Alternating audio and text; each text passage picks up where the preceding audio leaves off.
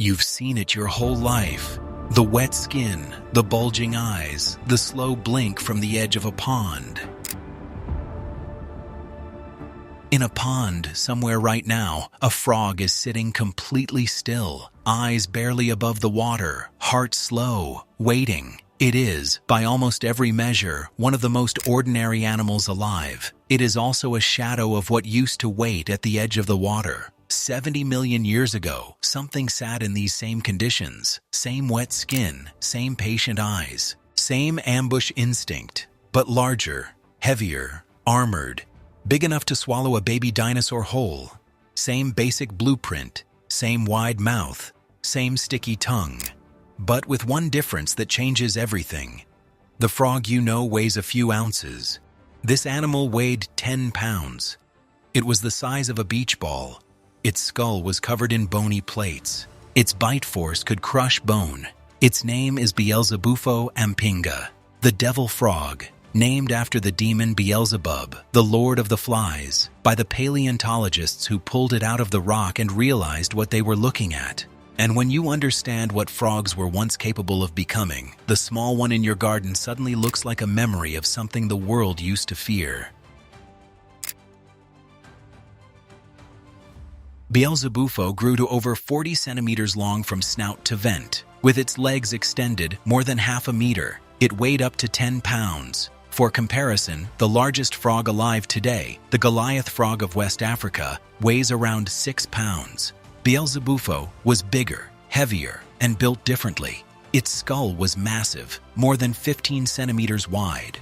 Its mouth could open to almost 180 degrees, the same gape ratio seen in modern Pac-Man frogs, its closest living relatives. The bite force has been calculated using its modern relatives as a model. The result was extraordinary. A large Beelzebufo could bite with more force than any frog alive today, by a wide margin. Enough to puncture bone, enough to subdue prey several times the size of anything a modern frog could handle.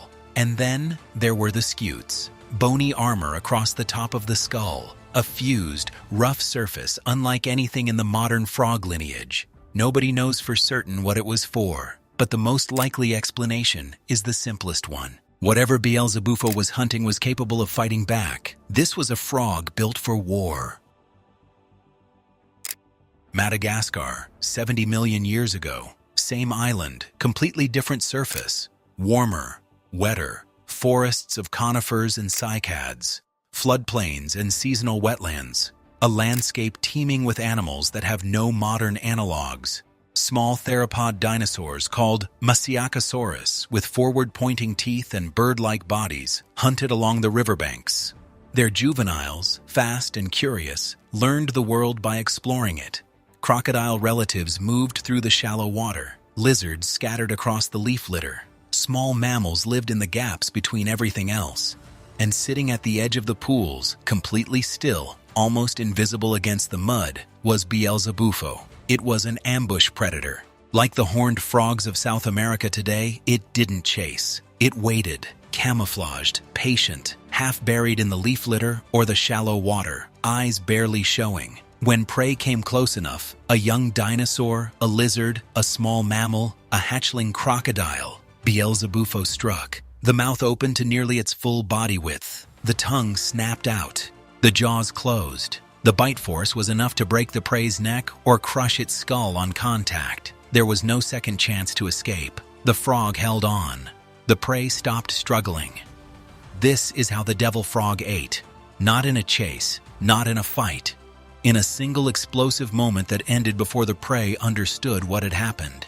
The most disturbing part is what we know from its closest living relatives. The Pac-Man frogs of South America are notorious for attacking anything they can fit in their mouths, even prey larger than themselves. They are voracious, indiscriminate. They bite first and process the consequences after. Beelzebufo, scaled up to the size of a beach ball, with armor on its skull and a bite force that could crush bone, would have been the same animal, only with the ability to follow through.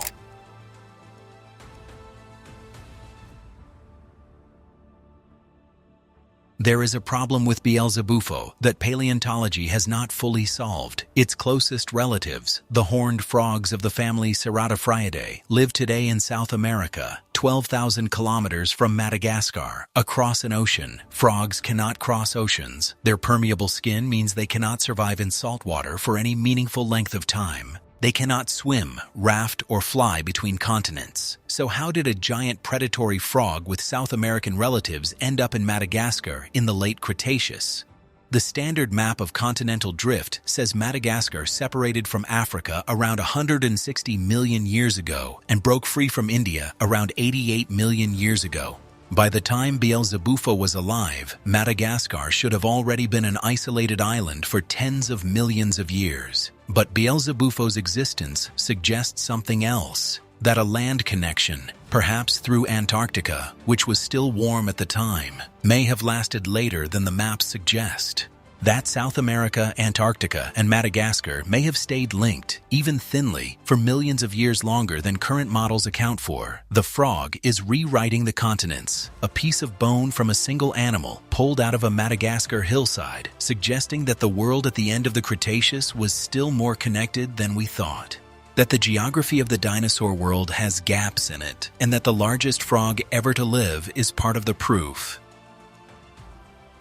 Beelzebufo lived through the final 5 million years of the dinosaurs. It hunted alongside them. It ate them when they were small enough. And then, 66 million years ago, the asteroid struck, 10 kilometers across, the Yucatan Peninsula, the end of the Cretaceous in a single afternoon. The firestorm that followed killed almost every animal larger than a cat. The dust that blocked the sun for over a year killed the plants. The collapse of the plants killed the herbivores. The collapse of the herbivores killed the predators that depended on them.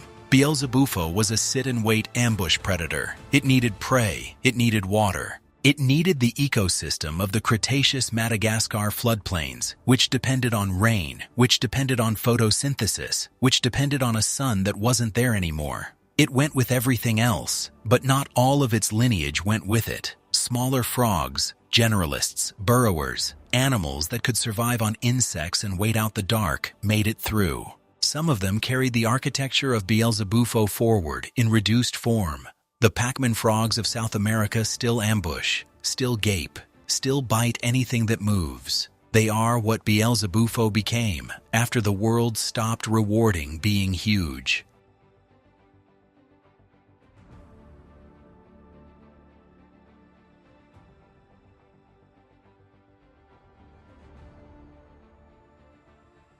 The frog in your garden weighs a few ounces. Its mouth opens wide. Its tongue snaps out. It eats things smaller than itself and disappears under a leaf when something larger walks by. It is not a coincidence that it does these things. It is a memory. 70 million years ago, the same instincts scaled up to the size of a beach ball, ate baby dinosaurs at the edge of a Madagascar floodplain. The same wet skin, the same patient eyes, the same ambush, the same explosive strike. What you see in the garden is what survived, what the asteroid kept after it had stripped away the giants. The devil frog is what the world used to be capable of building, when frogs had the room to grow into monsters.